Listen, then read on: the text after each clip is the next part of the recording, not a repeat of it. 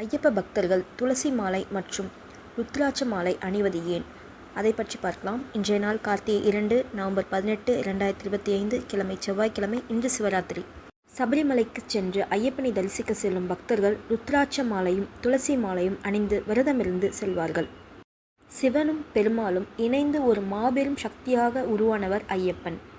இதில் ருத்ராட்சம் என்பது சிவனின் சின்னமாகவும் துளசி என்பது பெருமாளுக்கு மிகவும் பிடித்தமானது. இது தவிர துளசியின் கதையில் துளசியிடம் மகாலட்சுமி வாசம் செய்கிறாள். இதனால் ஐயப்ப பக்தர்களுக்கு சகல ஐஸ்வர்யமும் கிடைக்கும். கார்த்திகை மாதத்தில் தொடங்கி தை மாதம் வரை குளிர் இருப்பது நாம் எல்லோருக்கும் தெரியும். துளசிக்கு உஷ்ணம் கொடுக்கும் தன்மை உண்டு. சளி, ஜலதோஷம் என்றால் துளசி கஷாயம் சாப்பிடுவது வழக்கம். ஐயப்ப பக்தர்கள் உடலில் வெப்பம் கொடுக்கத்தான் இந்த துளசி மாலையை அணிகின்றனர். மகாவிஷ்ணு பார்க்கடலில் சயனித்திருக்க அவர் கழுத்தையும் துளசி மாலை அலங்கரிக்கும்.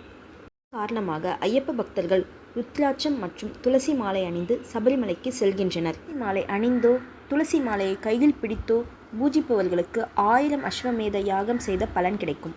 நன்றி, வணக்கம்.